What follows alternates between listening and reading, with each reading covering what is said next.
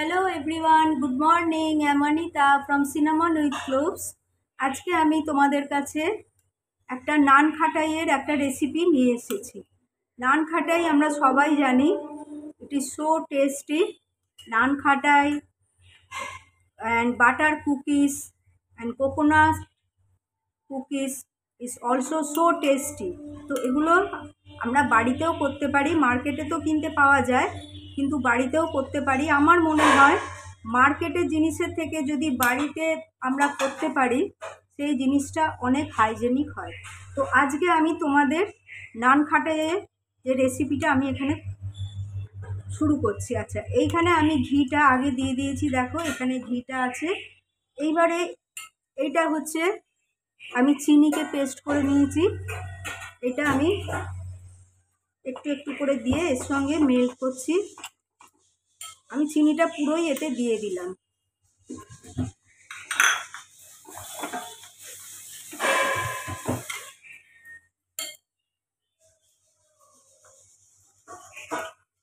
এটা চিনির সঙ্গে এটা পেস্ট করছি, ঘি আর চিনি। এটা মানে যত ফ্যাটানো হবে এর টেস্টটা, নান খাটাইটা ততই খেতে সুন্দর হবে, ফুলবে আর খাস্তা হবে। এতে যদি ঘি আরও লাগে তো দেয়া যায়, কিন্তু এটাকে আগে আমাকে পেস্ট মানে ভালো করে এটাকে ফেটাতে হবে।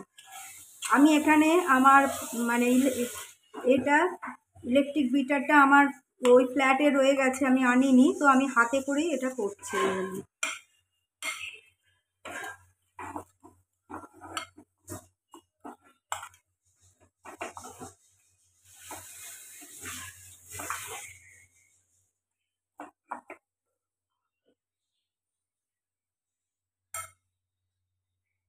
আর একটু আমি ঘি দিয়ে দিলাম, আমার মনে হচ্ছে আর একটু ঘি লাগবে।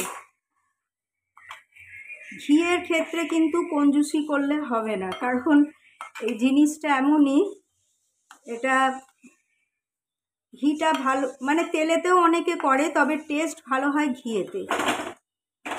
এনিওয়েজ আমি এখন এটা ফ্যাটাচ্ছি।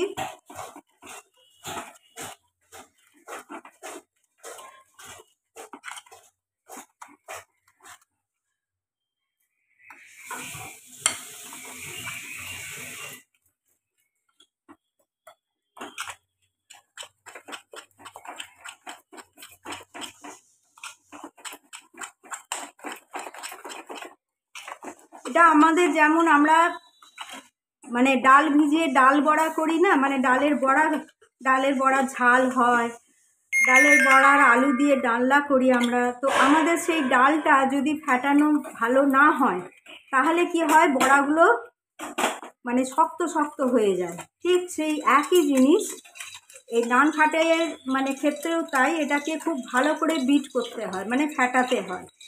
যত ভালো ফ্যাটানো হবে এটা তত সুন্দর খেতে হবে, আর খাস্তা হবে, টেস্টি হবে।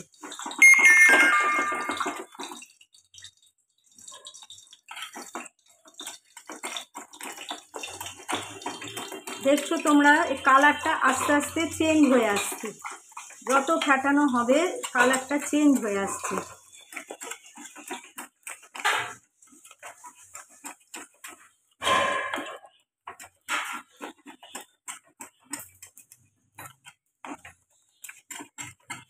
এইবারেতে আমি এতে দেবো, ফার্স্টে দেবো হচ্ছে ময়দা। আমি ময়দাটাকে আমি স্ট্রেনারে মানে চেলে রেখেছিলাম, অলরেডি এটা চালা আছে। তারপরে এতে দেবো আমি, এটা হচ্ছে বেকিং সোডা, এই সরি এটা বেকিং পাউডার, বেকিং সোডাটা আমার কাছে নেই এখন এখানে। তারপরে আমি দেবো, এটা হচ্ছে সুজি, আর এইটা হচ্ছে বেসন। সব কিছু দিলাম। এবার দেবো 1 পিঞ্চ অফ সল্ট।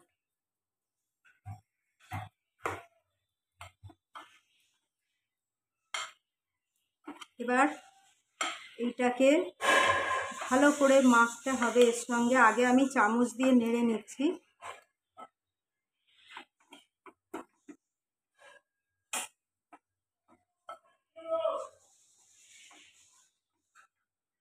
চামচ দিয়ে এটা আগে নেড়ে নিচ্ছি। আর এইটা দিচ্ছি আমি, এটা কাজুকে আমি ছোট ছোট পিস করে কেটে রেখে দিয়েছি, এর সঙ্গে মিশিয়ে দিলাম। আর একটু কিশমিশও দিয়ে দিলাম। এটা আমার মাই ওন আইডিয়া, মানে নিজে থেকে মনে হলো যেটা করলে ভালো লাগবে, সেই জন্য করেছি। আরও একটু ঘি এতে লাগবে, কারণ এটা শুকনো লাগছে। এবার আমি হাত দিয়ে এটাকে মাখবো। চামচে করে আমি করে নিয়েছি।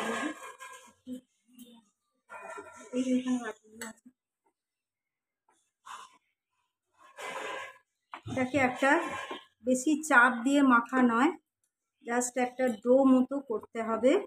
আমরা যেমন আটা ময়দা মাখি অত চাপ দিয়ে করলে হবে না, কিন্তু এইটা যদি একসঙ্গে না মিশে তখন একটু দুধও দেওয়া যায়, অল্প করে একটু দুধ দেওয়া যায়।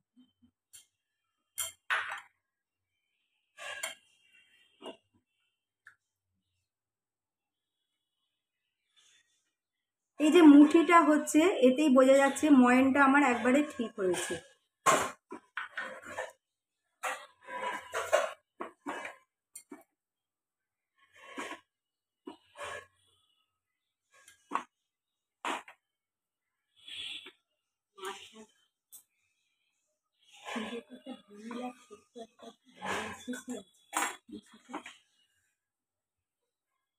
এটা আমার মোটামুটি মাখা কমপ্লিট হয়ে গেল। এইবারেতে আমি এটা ছোট ছোট বল করে এটা আমি এবার তৈরি করব।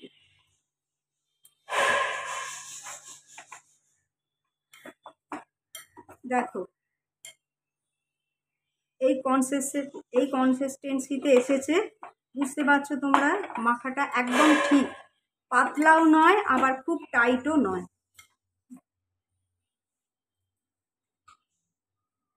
একটুখানি আমি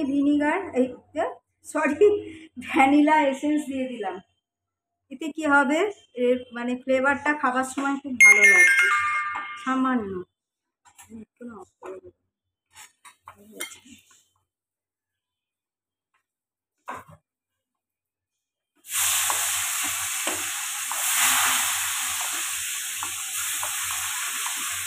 এবারে একটা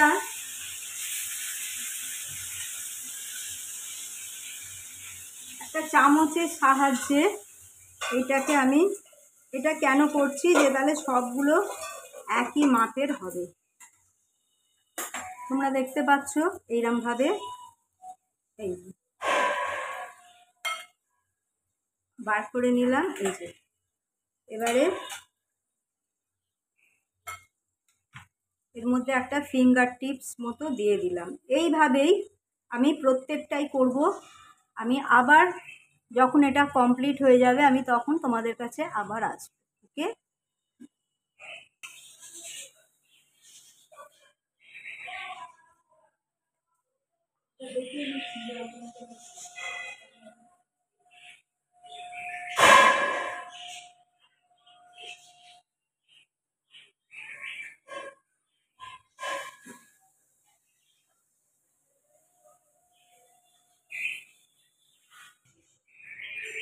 So friends, my naan khatai is almost ready.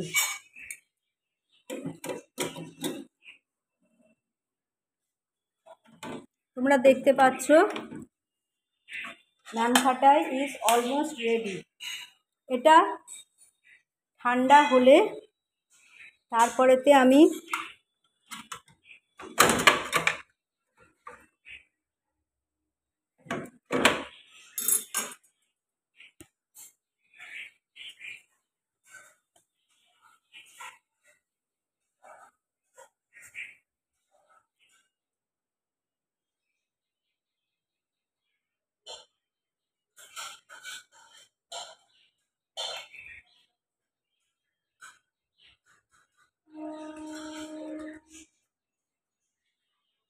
আশা করি তোমরা দেখতে পাচ্ছ নান খাটাই